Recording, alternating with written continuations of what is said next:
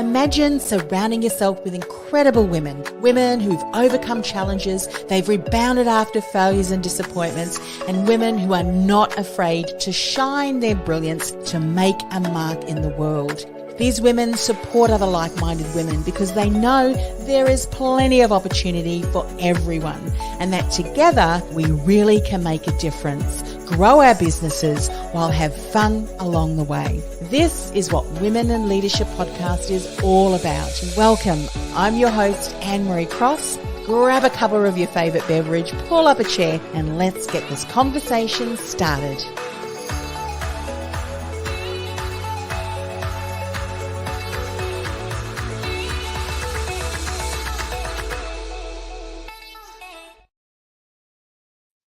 Welcome to another episode of Women in Leadership Podcast. Now, my guest today says, I believe that creating a lifestyle of freedom can happen without the hustle. And if that sounds like something you're interested, grab a cuppa of your favorite beverage, pull up a chair. We are going to get this conversation started, because joining me on today's show is Rachel Ngom. She's the host of the She's Making an Impact podcast, and she's a business and lead generation expert, and she helps purpose-driven entrepreneurs to create more freedom in their businesses so that they can spend time on what matters the most. Now, Rachel went from being on food stamps with negative $400 in her checking account to a millionaire by 34 while working 20 hours per week. And she now helps others to do the same with her signature courses and her programs. Now, she has lived in Kenya and Senegal. She got married in Morocco, and she spent 2 years in France. So quite the world renowned around the world, and has lived around the world. So on today's show, she's going to share how you can free up your time, how you can spend more of it with your family and doing the things that you loved. Maybe you've forgotten those things. We're here to remind you about that. She's also going to talk about why generation wealth is so important and how to build multiple streams of income. So welcome, Rachel. Hey, thanks for having me. You are so very welcome. So as we shared that introduction, I'm sure that many women entrepreneurs and leaders of their own business can relate to, okay, we've got a lot of things on our to-do list, a lot of moving parts in business. How do I free up my time? Take us back to some of the things that were happening. And then obviously throughout this episode, you're going to share some of the key changes that you made in your business that has allowed you to spend more time doing what you love. So take us back to what was happening for your business around that time, Rachel. Yeah, so my first business was in network marketing, and we were on food stamps when I was starting that business. And so I was very much in focused, I have to make this happen kind of mode. And my son was 1 at the time. And so I'm hustling, trying to grow this business. And at the same time, I have no boundaries. I'm working 24/7. And I was in a fitness business and ended up gaining 30 pounds, giving myself adrenal fatigue, leaky gut. I was getting sick all the time with like strep throat, the flu, strep, like every month there was something that was like intense. And I just remember being on the couch trying to like put my son in like the baby gate in the couch, and he just wanted to run and play outside. And I'm like, dude, I can't chase you. Like, you're going to have to like chill out in this little baby prison that I created for you. And I just felt like such a terrible mom, because I'm like, the kid wants to just run around and play, and I can't even like follow him and take care of him, you know? Yeah. And so what point did you get towards or thinking that, okay, I need to make a change? Yeah. So I built that network marketing company to 6 figures, and then the company restructured. My income was cut in half. And that's when I started She's Making an Impact. And it was when I was starting this business that I'm like, okay, I need to figure out a way to do this where I can really prioritize family and my health at the same time. So when I was thinking about like, how do I want to monetize this business? What are the kind of offers that I want to have? Like, how do I want to have things structured? It was very intentional in a way of, I don't want to be trading time for money. I want to make sure I'm creating more passive income and that I can really put my kids first. Yes.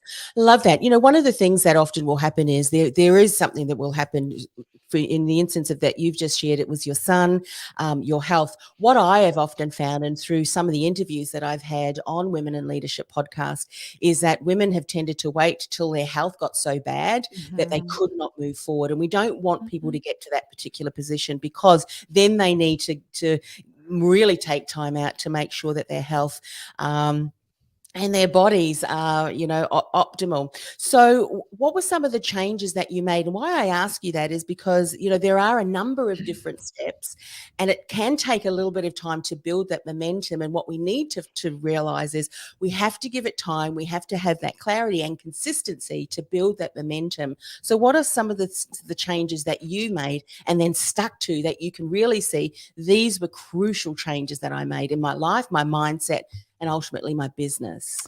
Yeah, one of the biggest things was having set work hours of I'm going to work my business from this time to this time, and then I'm going to be unplugged. Because it's really easy, especially if you're like a solopreneur and you don't have a team yet that's like answering emails, doing messages, that kind of thing. Of like, someone sends me a message, oh my gosh, this is urgent, I need to respond immediately, right? So having boundaries around when I'm working and then like when I'm actually talking to people, that was definitely huge. Mm-hmm. Uh, and then deciding how I want to monetize. So when I started this business, I launched a course. And so my big focus was how can I sell this course? And so we have our $1 million funnel from one of our courses, right? And so that was like my big focus of I want to be able to create an online course and sell it. I don't want to have to, because I had people asking me like, can you do Pinterest management and all this stuff? And I'm like, yeah, no. So like people ask us and I'm like, okay, I can hire somebody and show them our process and they could do it. But the thought of like me actually managing someone's Pinterest account makes me want to like rip my eyeballs out. So I'm thinking more, how can I stay in the visionary role as a leader of the company and then Mm-hmm. bring on the right people onto our team that can execute all the different areas that need to be done. Yeah, fantastic. So obviously, it was recognizing where you wanted to focus on, or what you wanted to focus on, and Hmm. what you really did need to say no to. So Yeah. when we always hear, start a course, launch that, get people into that funnel. Talk us through a little bit about some of the experience you had with that, because again, there's so many different. We could do a whole week's worth of episodes, I'm sure, at unpacking the things that you learned. But what were some of the key things? Because again, we need to be consistent on that, Mhm. because you can't make changes unless you're kind of tracking things and seeing what happens. And often I think as entrepreneurs who are visionary, we see the next bright, shiny object. Maybe I should be doing this. Maybe I should be doing that. So what were some of the things that you navigated through that, again, you can see was some of the key areas on why this course was really successful for you? Yeah, not having shiny object syndrome. That's a big one of because we have so many ideas as entrepreneurs. I want to do this, I want to do this, I want to do this. I literally had that one course and I didn't launch another course like that until 5 years later. I was so focused. I like that sounds crazy, but it was like I was so focused on perfecting that funnel, the webinar, that offer, the messaging, like there's so many things that go into making something sell really well. And so I just spent a lot of time and it was like a lot of times what happens is people sell a course and then it doesn't really sell like they wanted it to. And so they're like, oh my gosh, this course doesn't work. As opposed to like, no, maybe it's the messaging around it. Maybe I can like tweak this one thing. So our team tracks the metrics of every single time we do a webinar and we're looking at like, what is the show up rate? What is our cost per lead? What's our earnings per lead? How many people bought live? How many people bought after? Like there's so many different metrics that we're looking at. And it's literally been every webinar of like the small little tweaks that we can do to make it a little better each and every time, which has then led to millions of dollars. Yeah. And I'm glad that you said that, because a lot of people will launch a couple of times and, well, how many times have you launched? 3? And it's like, well, you have not gained enough information to be able to really make relevant decisions. Okay, so it took you 5 years, but I would imagine that in that time, but I mean, it was all of those It things, didn't take 5 years. It's just but like I've tweaking and yeah, growing, yes, to the yeah, point yeah. where you knew that if you, because people say, it's just the numbers, and it is numbers, and obviously there are people that you working with, but there is a um, things that you can start to predict almost. If you have 1,000 leads coming through, out of that there'll be around this many and that, and you can make better decisions then with that, can't you? You can Yes. hire a different team if you need to. You can invest if you're looking at lead generation and paid lead generation, that you can kind of get X amount back, those kind of things. You can't make those decisions if you're not tracking and monitoring, can you? No. one of the biggest things that made a huge shift in our business is going from doing live launches of doing like a challenge or something like that to doing a hybrid webinar model and doing that every week. Yes. And that way we just have consistent lead generation, consistent cash flow, and there's no like the ups and downs of launching, which is exhausting. Oh, I just I'm want like, to we didn't launch it all last year. We burn out. didn't do any challenges, nothing. And our revenue increased by like 40 or 50% last year. It was crazy. Yeah, and so did your energy levels. Yes, because it just freed up so much time and energy and like mental energy. Because it's like, okay, this thing is working. We're just gonna keep doing this one thing and not bring in a million other strategies. Yeah, that's right. And also too, there's certain things that I'd imagine in there's an aspect of live, I think, which is great because you can get excellent feedback from people and questions that you think, Mhm. didn't I just share that, several slides ago if you're using slides? But it's a great opportunity to really be able to tweak that webinar or those slides, the presentation, so that you know that it's of interest, it's of relevance, people are having ahas, it's attracting your ideal client. And then when you understand that your message is working, then you can start to automate a number of different things rather than automating it straight away. So, Yep. but as I said, that consistency and the tweaking and so forth makes a huge difference. Talk a little bit about some of the ways that you were doing lead generation, because in your introduction said you're business and lead generation Mhm. expert. So what are some of the ways that you're seeing working really well to generate leads for your business? Gosh, we have it's funny because like we have built our sales team where we had like one setter, one closer. Now we have three setters, one closer, and their calendars are all booked from me just set like the systems that we have in place. And I'm like, I'm not quite sure where these people are coming from, but y'all are booked like every day from start to finish. I'm like, this is great. So we do a few things. One, we have a podcast. So we have like 350 episodes on our podcast. We're just super consistent there. Pinterest is a big thing that we teach of Pinterest for organic lead generation. Facebook ads. So we're doing Facebook ads to our weekly webinar and then doing different podcasts. We host summits, um, partnerships, that kind of thing. So I'm always looking at like what else can we do to add more fuel to the fire kind of thing. Yeah. What I love about what you've just shared, and here's where I want to just mention that you're leading people back to the one webinar, the one Mhm. funnel, but you've got multiple ways that you're drawing people in. Yep. And I just wanted to discern, but or to share the difference, because people might be thinking, well, Rachel's doing lots of things. Yes, but lots of different ways to be found and get in front of your ideal client, but you're leading them back to the one thing which you've optimized over the years and really tweaked working for you. Yep. What would you say to someone then, Rachel, who's heard you and said, well, okay, I'm going to do multiple things and be across multiple places as well? Would Mhm. you recommend that they try a few first, get a few No, first? no, All no. about Do one thing and don't do multiple things until you have one thing that's working really well. And then you have the team that can step in and do all the other things. So, like, we have an Instagram account, we have a TikTok, we have a YouTube channel. I have nothing to do with any of those platforms. I don't even have them on my phone. yes. So, like, we have a team that takes the podcast and the things that I do and they repurpose it. I have someone that creates all our Instagram posts and like everything. So, when it was just me, I was very focused on, creating the podcast, putting it on Pinterest, and that was it. And it wasn't until we got into a rhythm of I'm going to be really consistent with this that I was like, maybe I can bring in a Facebook group. And then when that was working, I was like, maybe I can do Instagram too. But I didn't bring on anything until I knew I could do it very consistently and create content. For the podcast, it was every week. For Instagram, it's every day. And then we brought on a team member that can then take over some of those things so I can take more things off my plate. Yeah, great sequence, because you've got it to a stage where you knew what you wanted to do.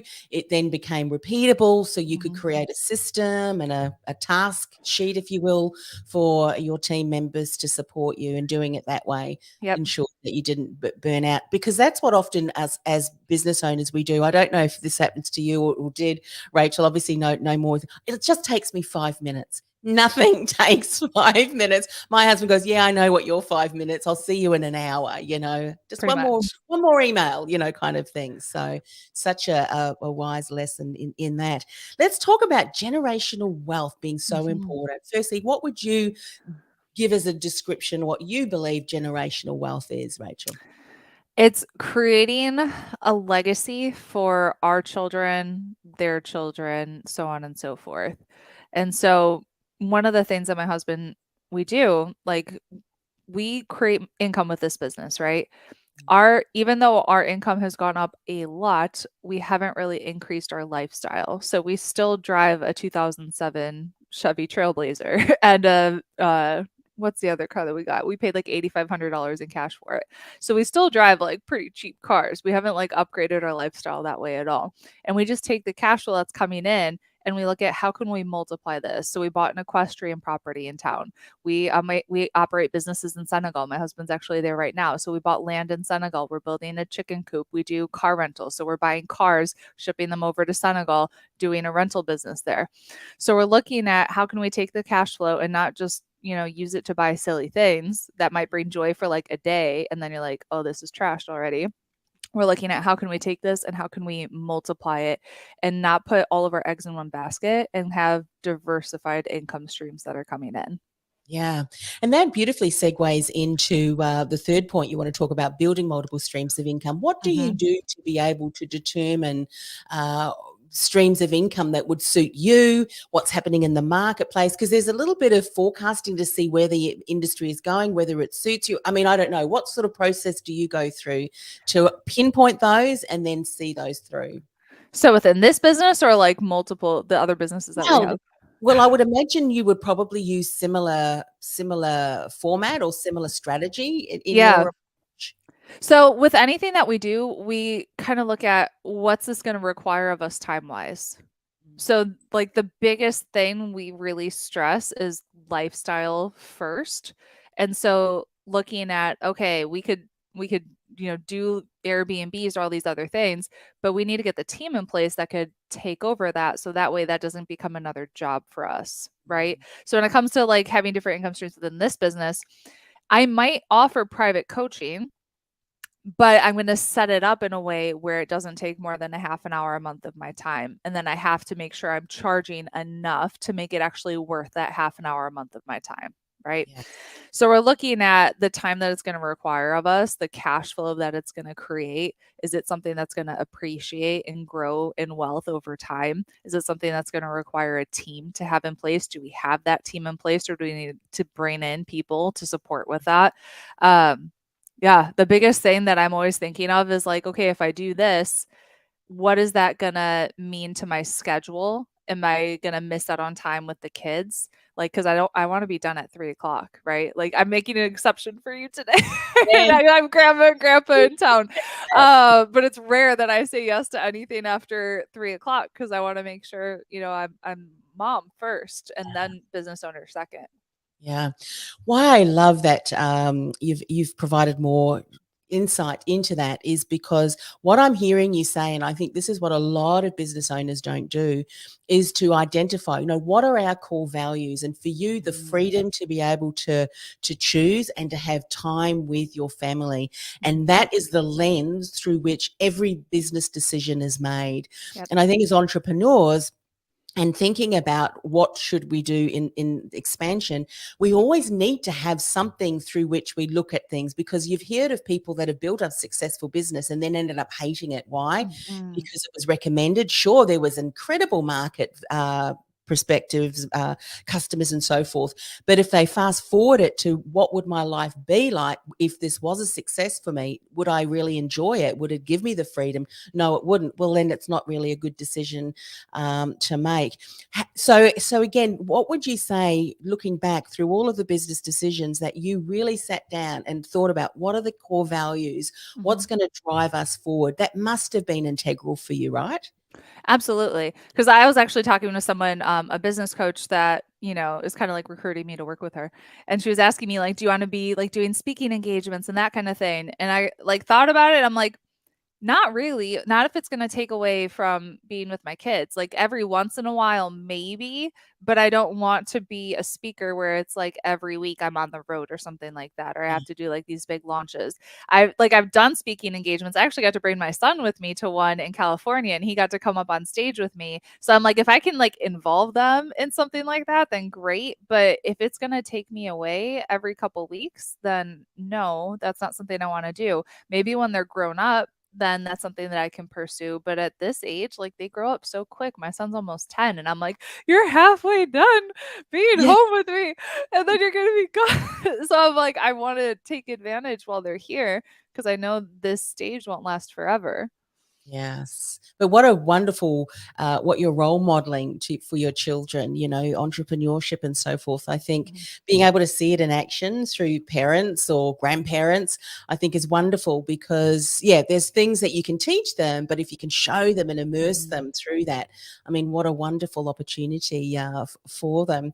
So when you think about all of the different things that you are involved in, it really does show how important it is to recognize, what is my expertise, what is it that I want to be involved in, and therefore have team to support me. In your experience, and I've heard, many conversations, and I've even had conversations with many women on this podcast, recognizing what is your lane and what is your expertise versus what can I outsource, what can I get my team to do for me, Mhm. can be a struggle for people. What would you share with them with some of the things that you did to recognize this is what I'm really good at, what I love to do, and it's going to generate the best outcome for the business? What sort of things did you think about? Yeah, so I actually have my clients do this. I have them do an entire list of all the things they're doing in their business. And then I have them star the things that only they can do.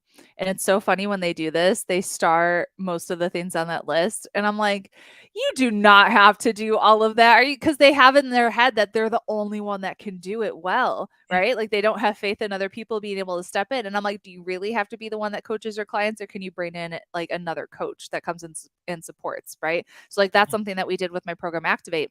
I was like, how can I scale this? We can bring in outside coaches that can come and support, and it doesn't have to be me that's doing all of the coaching, right?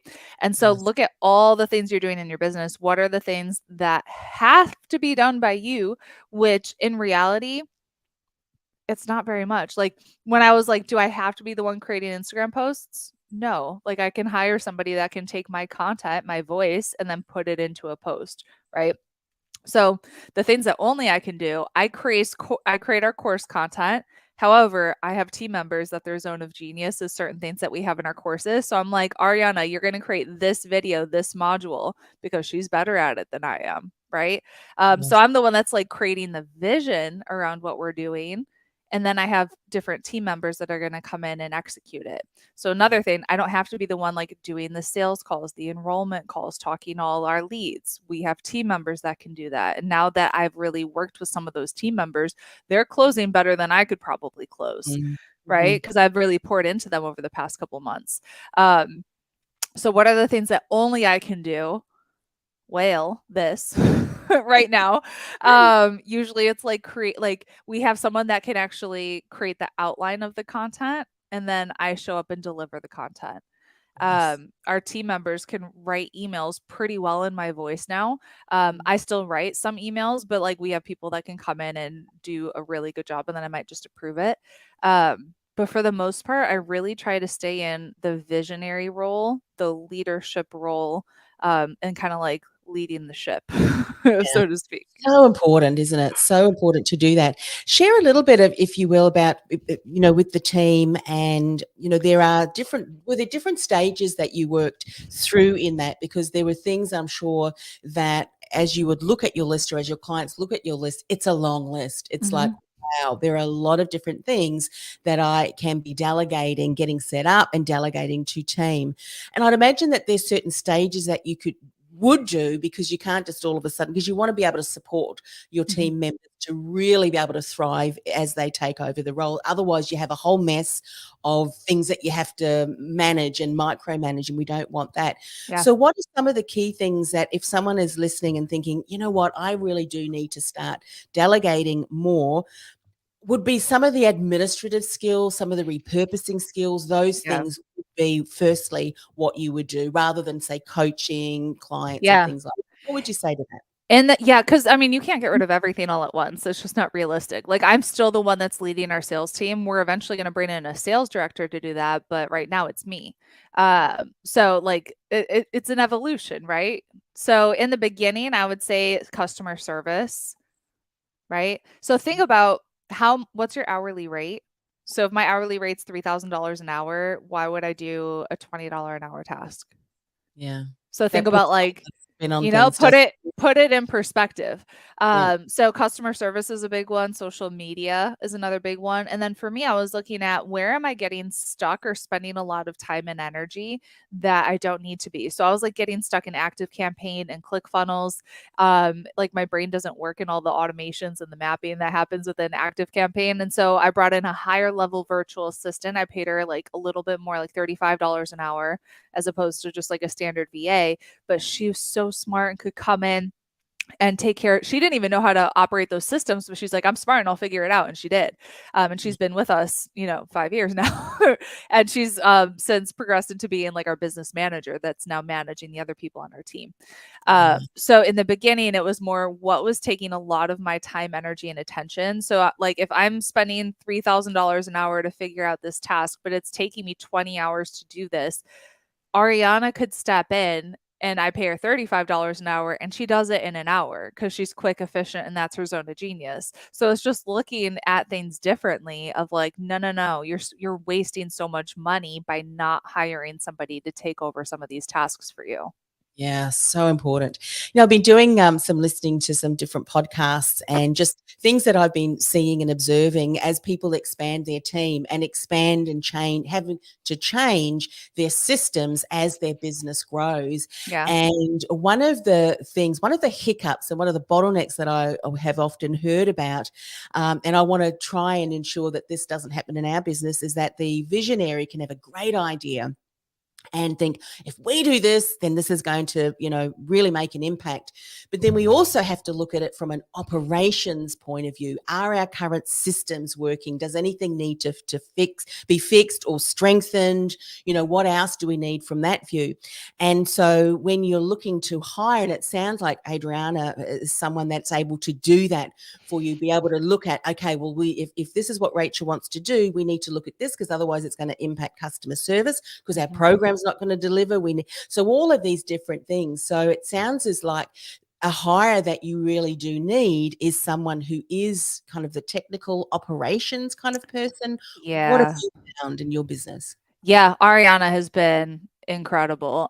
So having someone that does more operations, like we call her an OBM, like an online business manager, but she definitely takes over a lot of the operations. She has people reporting to her. She's the one that's kind of like, I have the vision and I create the vision, and then she delegates things to me if there's anything that I need to do. And she's the one that's looking at, okay, who do we need for this role? What are the job descriptions? She's hiring them. So having an Ariana would be definitely helpful. Yeah. And I think, we have heard of the VAs, and I've had VAs that have been OBMs, but you want someone who has the ability to also contribute from a visionary, from that leadership perspective, I think, too, Yes. because we can come up with lots of ideas, but it's kind of like, and they sound great to us, but then our team members are going, hang on a minute, before we do this, we need to do this and this. And so it's good to be able to have someone as a soundboard like that too, I would imagine.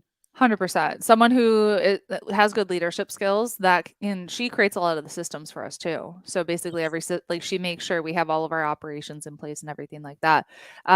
They're more expensive for sure, but like she literally Worth their weight in gold. 100%. She only worked 20 hours a month for us up until this year. And I now doubled her hours to 40. And she got she's so efficient, got so much done. So if you can find the right person, she's not even full time yet. Right. Yeah.